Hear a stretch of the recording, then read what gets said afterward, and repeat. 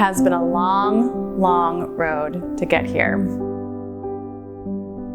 It's not easy for a handful of residents to build a library from the ground up, but we're doing it.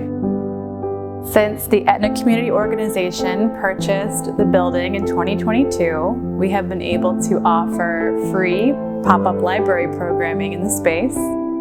And since that programming began earlier this year, thousands of people have come through the doors to participate in those programs. So I'm so excited to see what we can do when we have a fully operational, full-fledged library in Etna.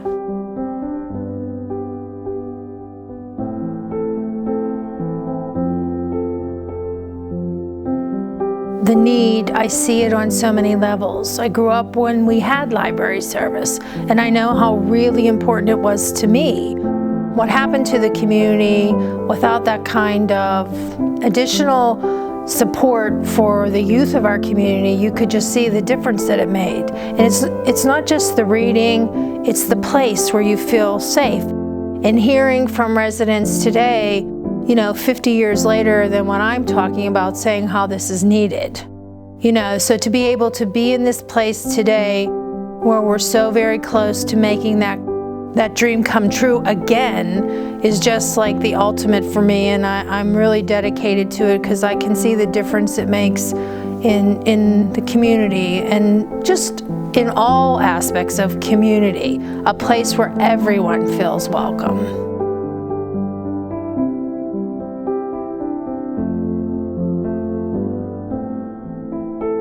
This library project is so important. On one hand, we have the opportunity to build something that does not exist in Etna, a free public space that's open to all. And on the other hand, we have the opportunity to save a piece of our main street. This library that we're building, owned and operated by the community, it's an essential public space. It's needed, and it'll be there for generations to come.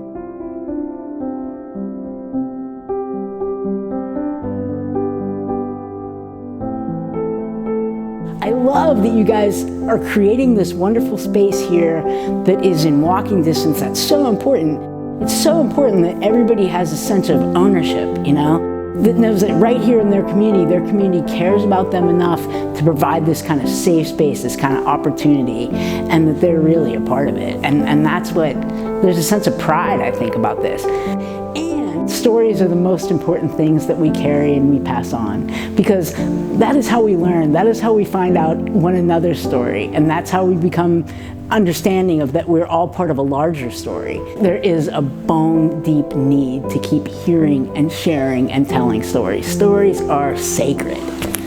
And when the community comes together and shares that, that's magic.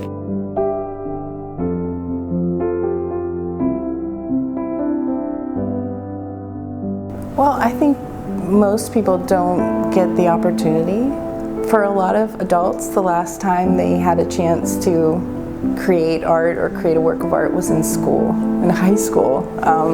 And so to be able to do that again and kind of see other people's style and perspective, and then realize and appreciate their own style, they have that. I think that to be able to appreciate those differences that we have in our personalities and see them come out in the paintings is pretty cool.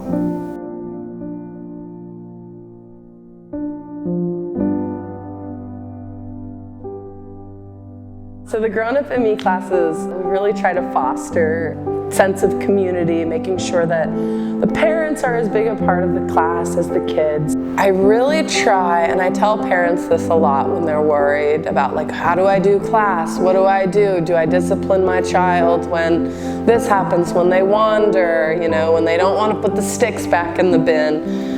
And I just like to assure parents that this is 45 uninterrupted minutes of bonding with your kid that you might otherwise not get. We're providing the structure, and I hope that the structure kind of liberates or frees them from some of those pressures. I hope holistically empowering both for the child and the parent.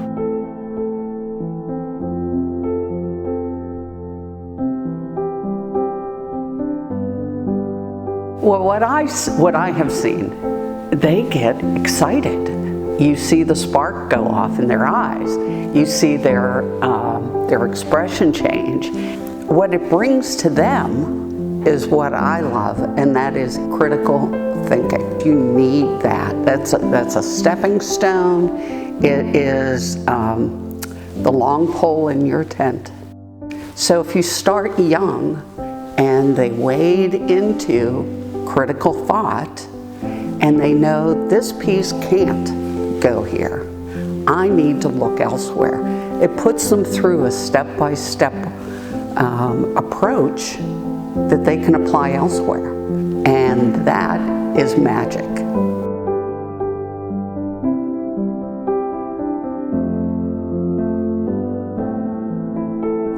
We started the yoga program because we wanted to make good use of the riverfront park. We were excited to have a space that was outdoors, and a lot of people came.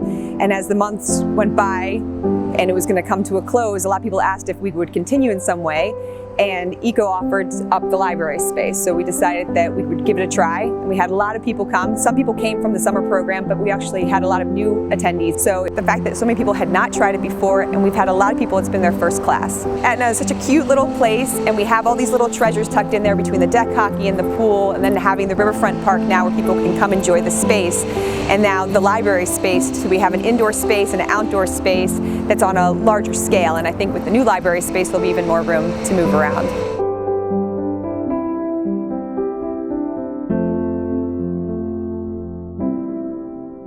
I think a lot of its success was actually through the joy that you saw in people being there. The joy that people had, I think, getting to interact in that kind of free-form way in a healthy green space.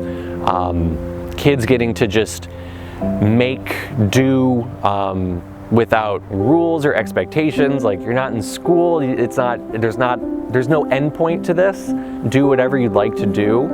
And I think that's what I saw with every time people, coming month after month to nature nights. So being able to have the library be the launching pad for doing all kinds of those programs where we could do formal learning and then go engage in outdoors means we have all of those benefits to gain.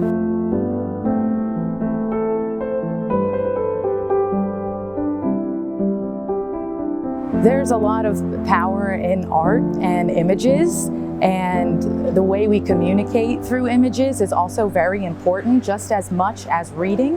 I hope the piece speaks volumes about the environmental aspect of the rain garden. I hope people learn that everything affects everything. The rain affects, overflow of water, which could affect our, rivers and the fish. And so you think something so small doesn't really matter, but it actually does. And I hope people get that idea that the environment matters and our actions matter, and that we all can relate to fish or plants or whatever it is. We all have a purpose together.